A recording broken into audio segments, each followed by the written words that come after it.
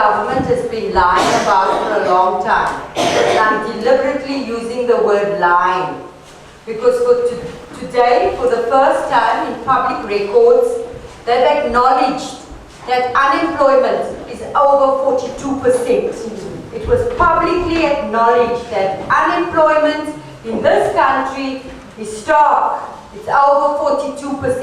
It's in the budget speech. I think it's an important point that government has made and that has been acknowledged and it's in the public domain. I think another important thing is some of what Felisa and Brian has touched on. I don't want to talk on rural development and the lack of land reform and the lack of funding for land reform. Any of those things, I'm hoping it comes from the floor. But I think it's important to note that very, very little did government do to continue to get capital and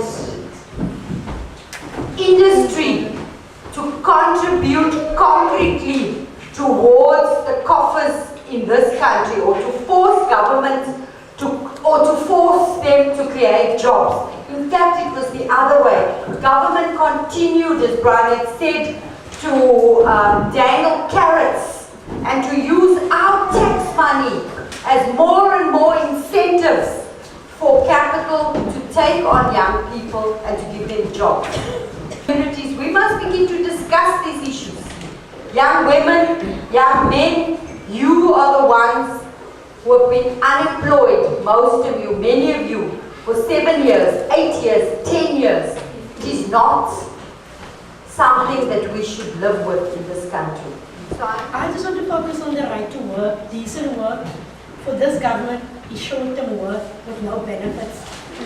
So what happened to the right of choice?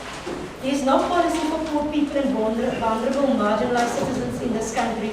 The government cannot even sustain the bread price. So this government must stop privatize. We as social movements must demand political education in our organization. As leaders, we must be transparent and lobby. I just got two questions and one comment. One is actually directed to Brian. One of Polokwane's resolutions was that we needed to adopt a fundamental policy shift to the left, which would be pro-poor. And then where do you think we've lost the plot?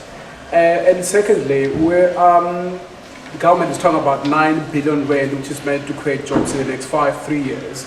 How do you think the private sector will be able to access those funds, especially the small, medium enterprises?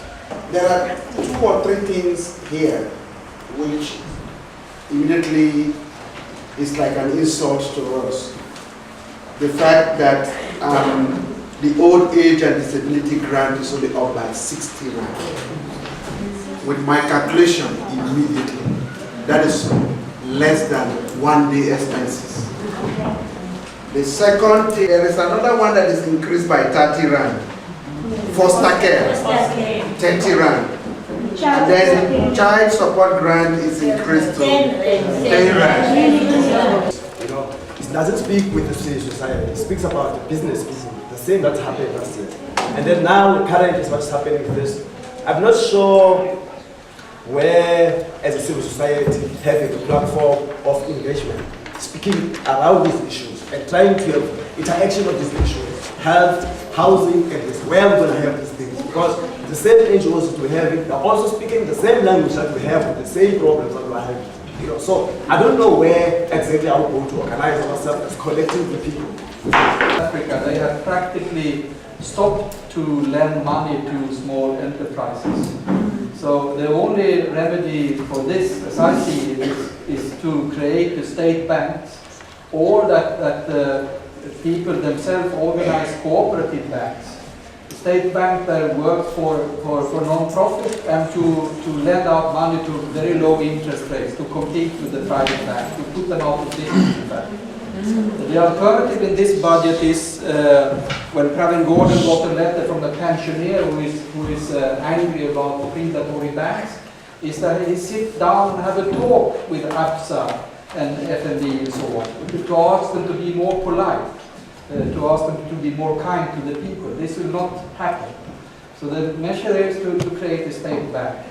When it comes to, as some of you might know, there's also a scandal exploding now with the building industry. It turns out that there have been price collusion with the building industry.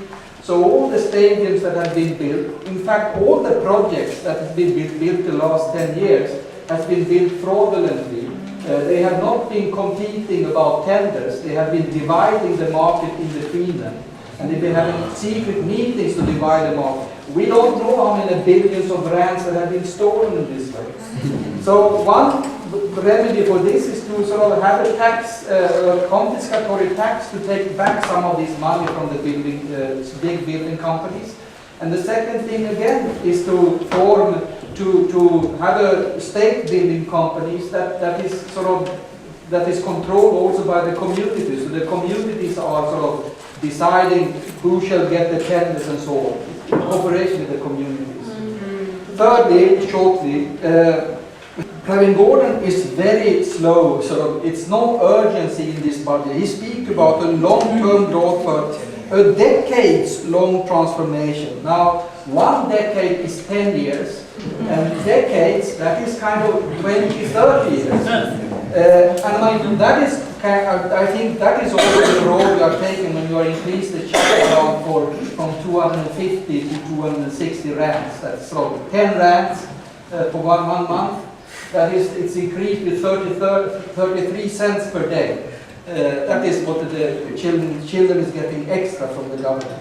This is a very slow road and it will not lead to any transformation. What I'm saying is that I think the speaker started off very nicely with revolutionary slogans, and I think maybe we need to take it very seriously, those slogans. And that is all power to the people, and it does not mean, delegating cartel to writers, economic policy, or delegating, a loyalist of business to, allocate budget to us, or, giving power to the whole parliament and legislators. But maybe we should be thinking about really what does this thing mean of all power to the people, and that is taking back the power, and then perhaps, we say publicly what we've been saying in private corners, that maybe Egypt needs to happen also in South Africa.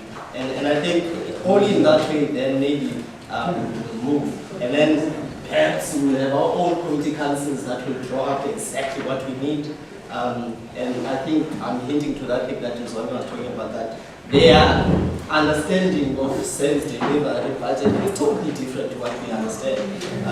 And perhaps we should also be shouting out radically and revolutionary that we will not vote for these people.